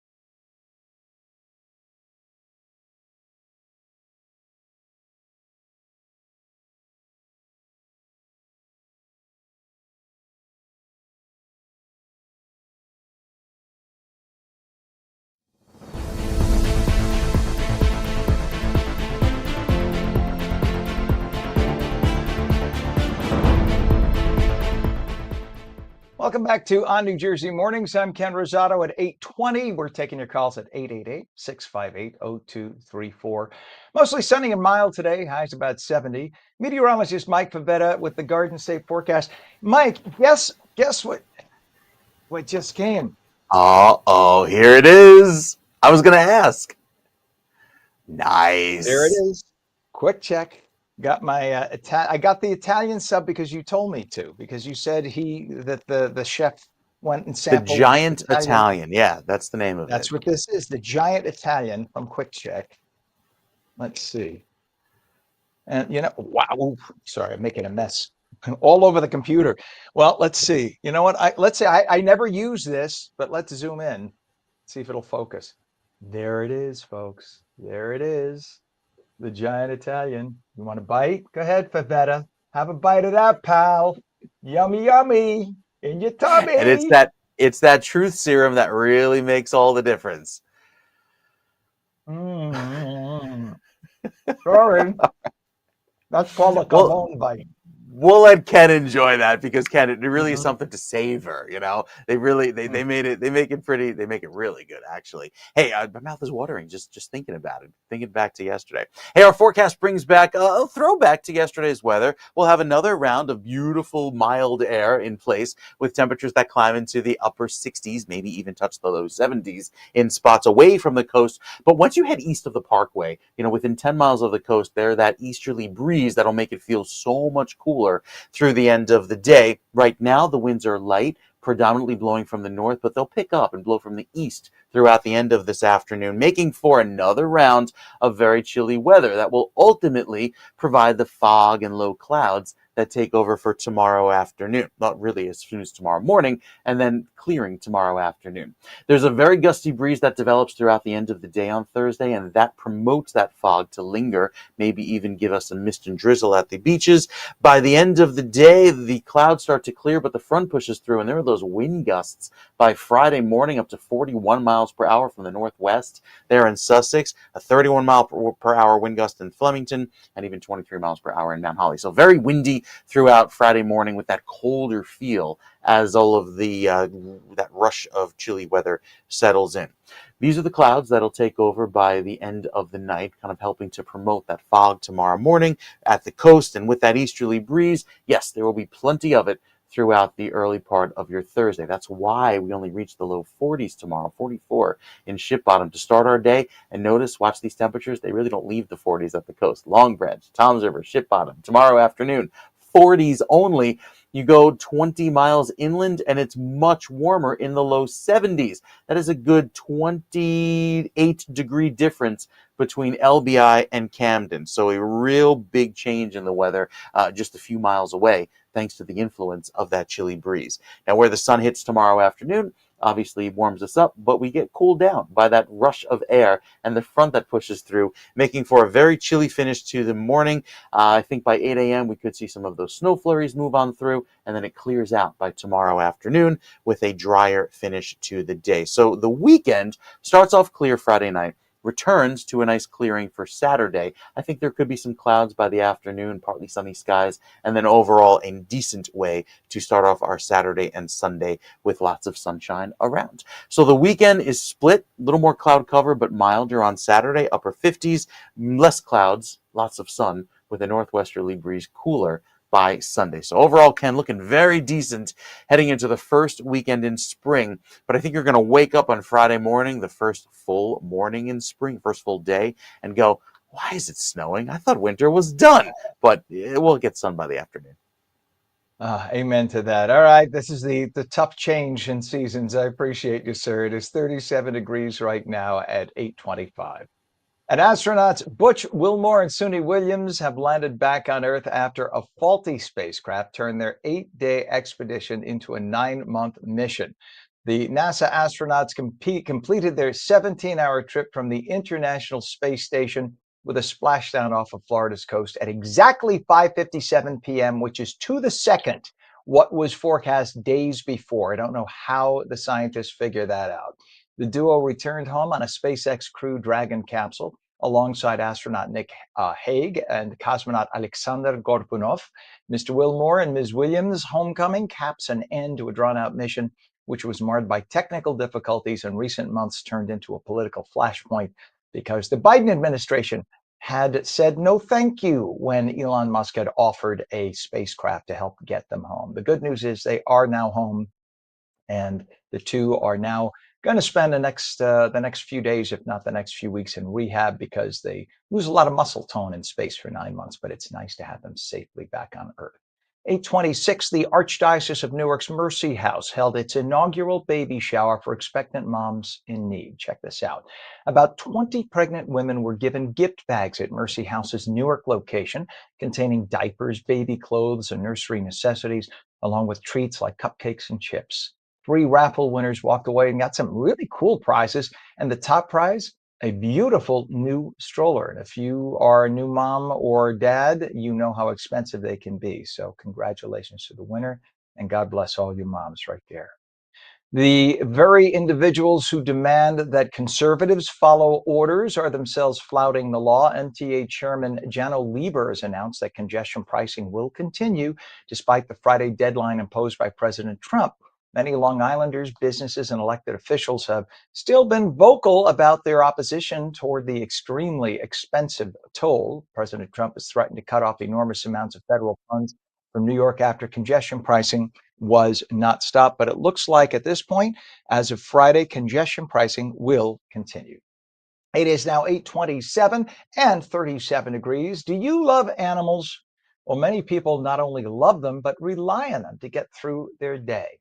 Coming up next month, we will celebrate National Therapy Animal Day. We'll talk with 2 people who celebrate the healing power of animals when we come back. Also, our phone lines are open. We'll take your calls at 888-658-0234, 888-658-0234. And meteorologist Mike Pavetta says it's going to be a mostly sunny, mild, beautiful day. I believe the term is pleasant. It will be pleasant today. Highs around 70. The full Garden State forecast when we return in just a moment. You're watching On New Jersey Morning, seen daily at ONNJ.com, Roku, Fire TV, News On, Samsung TV Plus, Apple TV, YouTube, Facebook, and X, and now streamed live on Rumble and Twitch at twitch.tv/OnNewJersey. We're coming right back.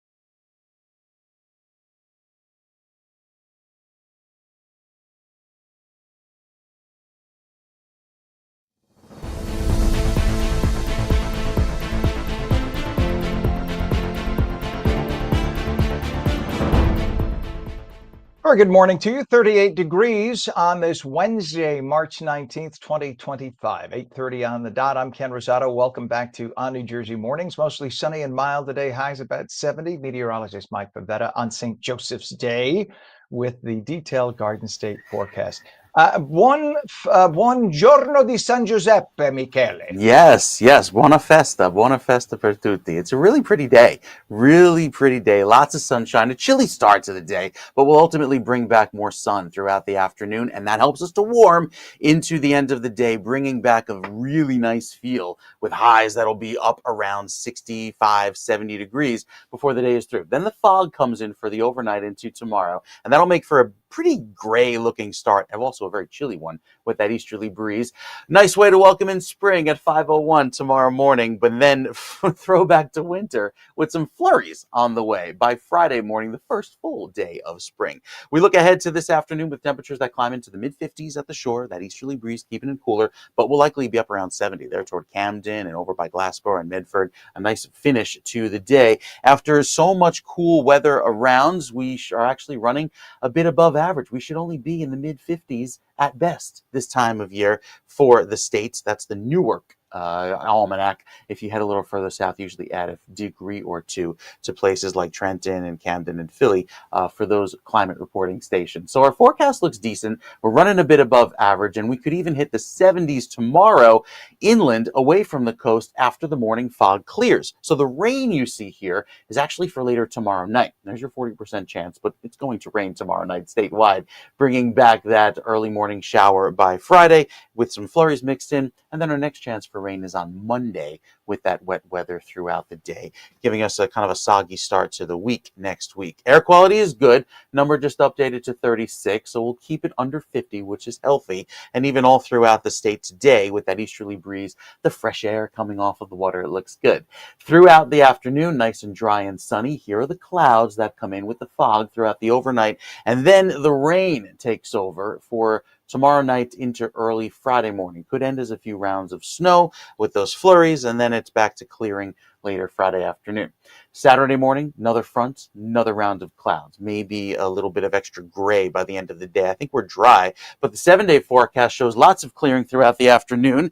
And with that clearing taking over on Saturday and Sunday, a very pretty way to start off the day with highs that'll be up around 60. There's our 60 degrees on Saturday. Very pleasant to finish out the weekend. Sunday, 54 before rain takes over by Monday.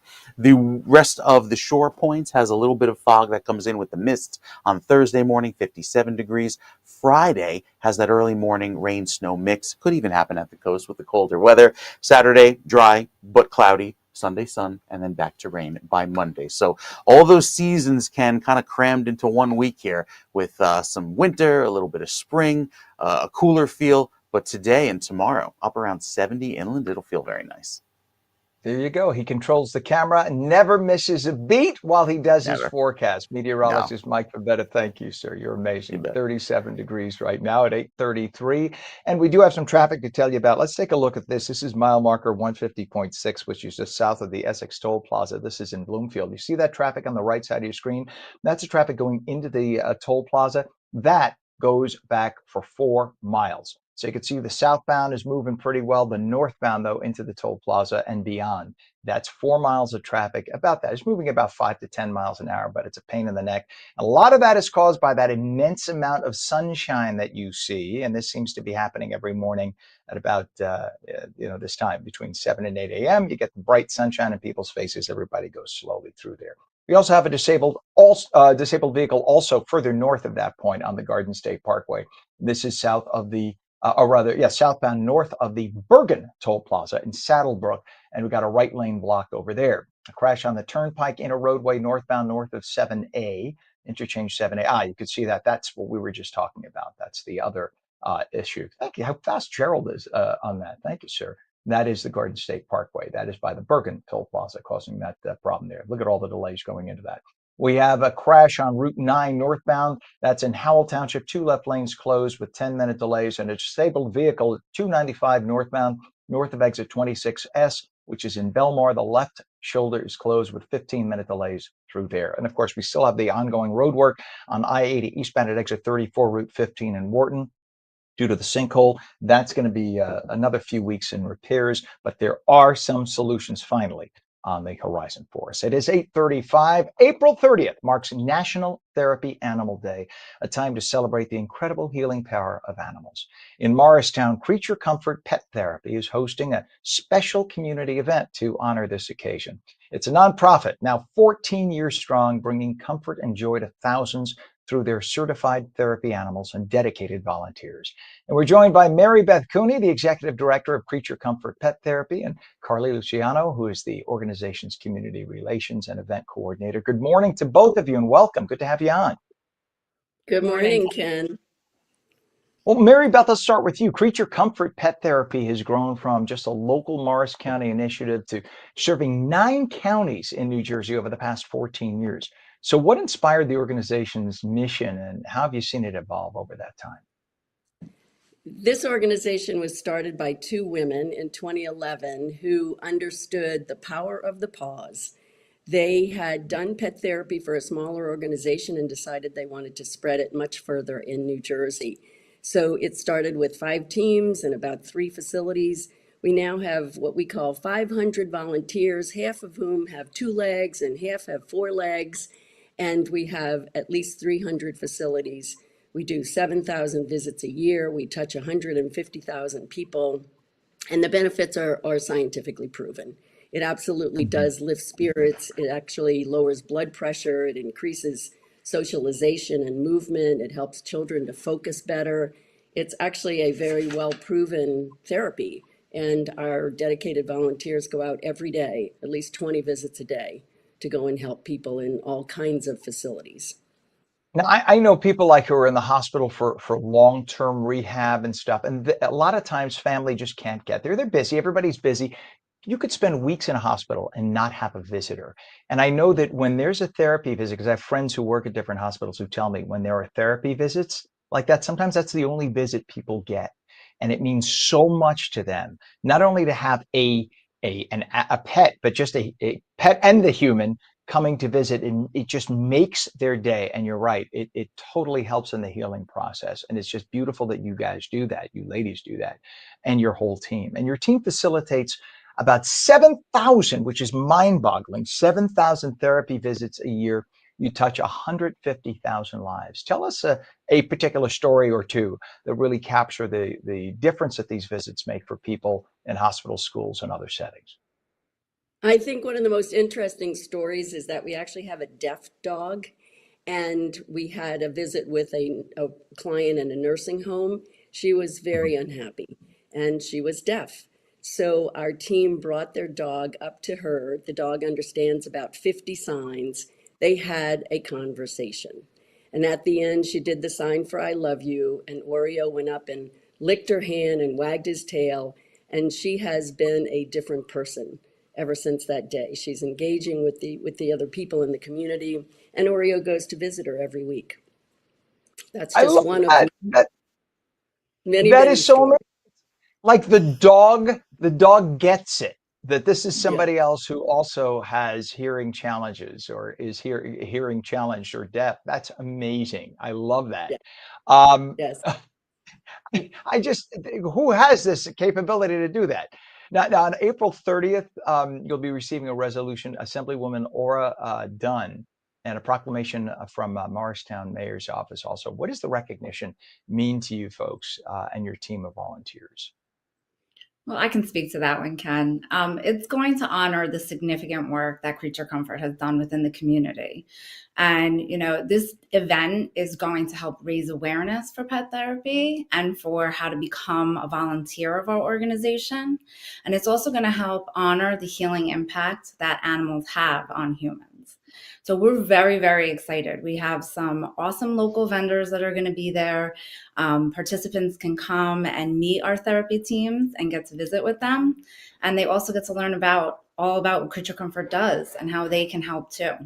So we're really And a lot excited of when people, people come out. I'm sorry to step on you. A lot of people think that when they hear therapy animal, they think just dogs, but it's not just dogs, right? You have dogs, cats, rabbits, guinea pigs, a mini goat. How does the mini Yes, goat deal? I mean, that must be surprising when you walk in with a mini goat. she's precious. She wears a tutu. because there's a diaper in that. And her name is Lucy. And the face on Lucy, her eyes are so expressive. Carly and I actually thought from a distance when we first met her that she was a dog. She's a goat, and she actually lives in her owner's home. She's so well adjusted and socialized. She's amazing, and yes, she's a specialty. We only have one, so and we also have had many horses. So, but obviously the majority are dogs. But they are every breed of dog, every mix of dog, every size of dog. Things that people wouldn't expect that would be as calm, loving, and really love being petted by strangers, which is what it takes. It takes the temperament of the dog. You cannot train a dog to be a therapy Right. dog. Yeah. I had two. I'm a Pomeranian guy. In fact, even my coffee mug is Pomeranian. That's because I'm a I've always been a Pomeranian dog owner. And unfortunately lost both of my little guys, a little guy and little girl, a year ago, and it broke my heart because they were just the loves of my life. And It's they were the type of dogs that you could yank their fur, little kids would pull their tails. Here would be the response. They would just turn around and lick them. They were the sweet, some dogs just have that temperament where they know kids and they know they're just right. gentle. My one dog, all she wanted to do was curl up on your lap and snuggle and sleep. And the other one just wanted to lick your face. And that was it. There was nothing else. There was no animus, nothing. So you really have to have that kind of animal, I'm assuming, when you go to visit. So We Carly, I want to do. hit this before. Yeah, and that's great that you have access to those animals. And I'm sure it's And great for I the animals to visit people too. can I also say, Ken, that I just want to tell Sure. everyone out there, we need so many more teams. We get 100 new requests per quarter from all different new facilities. And we obviously can't take on that many because we just don't have enough volunteers. And these loving, furry little companions don't live long enough. So we lose teams every year. And so we would really love to see it. If you're interested, go to our website. We can show you how to be a team, and we do the testing and we certify. I love that. In fact, let's just get Carly in on the big event that you have on April 30th at St. Peter's Episcopal Church. What can people expect when they stop by? It's 4 to 7 p.m. to celebrate National Therapy Animal Day with Creature Comfort. We're going to just have some local vendors, different stores, different pet related items will be sold. And of course, we have Assemblywoman Aurora Dunn and the mayor's office and Chris Russo, councilman, giving us these wonderful honors. So it's just going to be a day where everybody gets to walk around, enjoy some free pet therapy, take some wonderful pictures, and get to meet some local vendors and get to know a little bit more about us and hopefully volunteer and join our mission.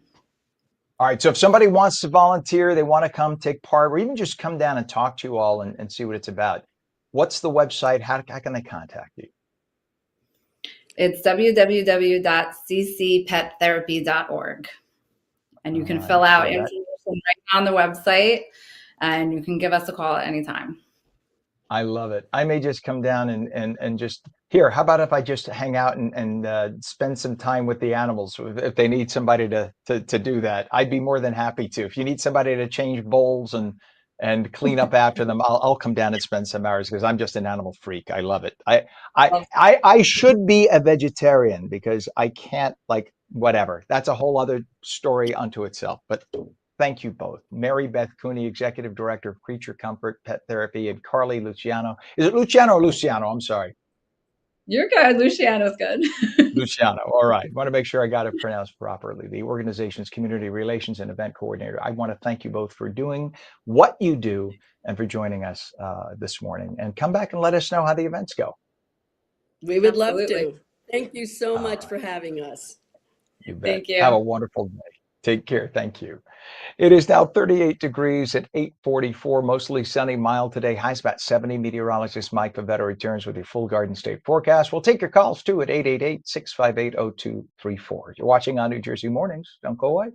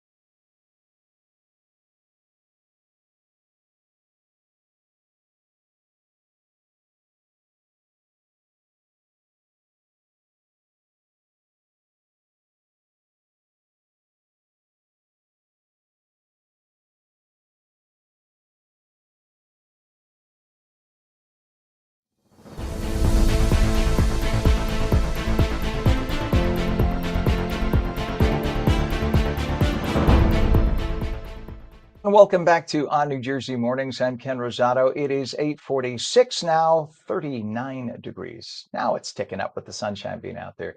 We're taking your calls at 888-658-0234, 888-658-0234. And before we move forward, I want to just talk for just a second about something that, when you work in the industry like this in television, you sometimes spend more time with your coworkers than your own family, your own spouses, et cetera. And 10 years ago today, there was a woman I worked with at WABC at Channel 7. I worked with her for years, and her name was Lisa Colagrassi. Lisa was a mom of two, a wife, a journalist. She was an anchor. She was a reporter, and lived in Connecticut and used to drive at 2 o'clock in the morning from Connecticut all the way into Manhattan so she could be a reporter. At that hour, she chose that hour so that she would be home in the afternoon for her boys, so that she could see them, make them dinner, and then after an 18-hour day, spend a couple of minutes with her husband before going to bed. And she did that for years. She was a very type A, very hardworking lady, and one of the sweetest people you could ever know, and one of the smartest people you could ever know. 10 years ago today, while coming back from a story, Lisa Colagrassi suffered an aneurysm in a live truck with one of our photographers at the time, Marvin Hoffman, who's a great guy. And she died. Anyone who knows about aneurysms, it's a brain bleed.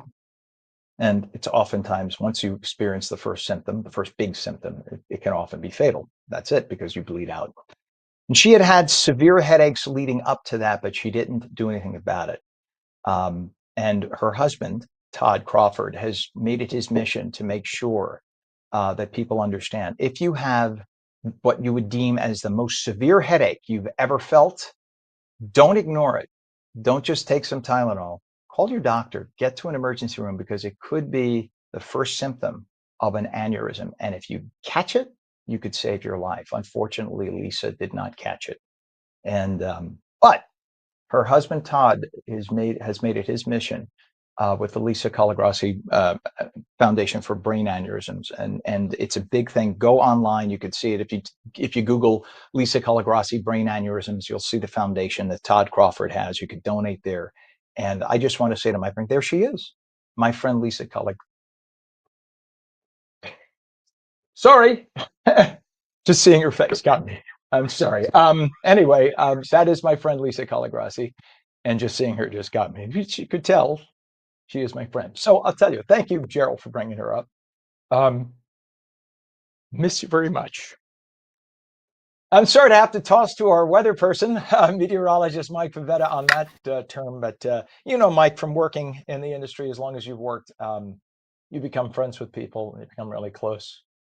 And because it is emotional. I had the pleasure of meeting her and working with her as an intern. So at that time, she was pregnant with one of her boys. This is going back 20 years ago. And I was Bill Evans' intern, and walking around in the newsroom and in the studio, she was so pleasant and so gracious. And, being low on the totem pole, just being an intern, unpaid, kind of in the newsroom, yet she was still so welcoming and so wanting, and accepting of the new generation of journalists and reporters that are coming in. And that just goes to show you her character, of how wonderful of a person she was. Not knowing her personally, but yet working with her on that professional level was such a joy and such a pleasure, and really a privilege to know someone so great. So we remember her today.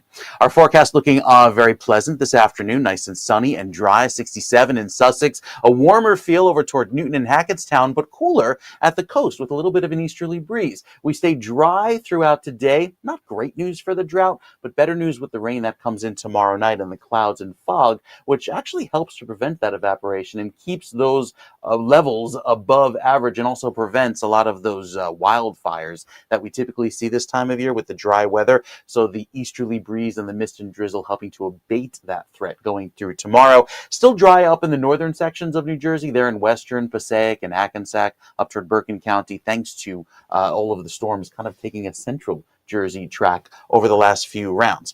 Our forecast brings back slightly cooler than average weather into the end of the month. Big heat potentially working in with dry weather in the desert Southwest, and then here back in New Jersey, we have equal chances of seeing slightly better, slightly wetter into the end of the month and early next month. The forecast brings back the rain for tomorrow night into early Friday morning, changing to snow, 50 degrees throughout the afternoon. So even though there's a touch of snowflakes that are in the forecast for early Friday morning, they don't melt by the end of the day, even as soon as the midday. Saturday, a high of 59 with clouds, cooler by Sunday with lots of sun to finish the weekend, and then rain on the way for Monday to start off next week. So there's the fog and the mist and drizzle that's around by Thursday. Friday brings back that early morning snow, clearing by the afternoon, and the coast will be clear this weekend. Of course, we have that rain on Monday. So a decent looking forecast ahead for today, for tomorrow, but I think it's going to be a surprise with the snow that comes in by Friday morning, especially the first full day of spring,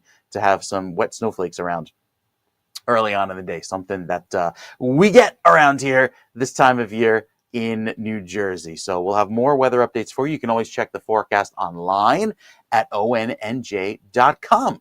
Great comprehensive website. You can see all the weather updates there in case you missed it here live with the show. And you work so hard on it, and you do such a good job, my friend, as always. Much appreciated. And I forgive me for forgetting for the moment that yes, you worked with our dear friend Bill Evans at Channel 7. Someday Mike and I will. You know what? We could have him on. We talk about him so much. We could, because he owns a we radio just station. may have to. Let's just do Gerald. We'll do it maybe next week. He could do it because he's doing his morning show. Good. All right, we'll have Bill Evans on. We could make fun of him like he used to make fun of us.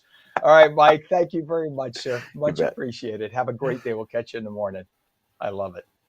We do have some traffic to tell you about. There's a crash on Route 73 southbound by I-295 in Mount Laurel Township, causing some delays.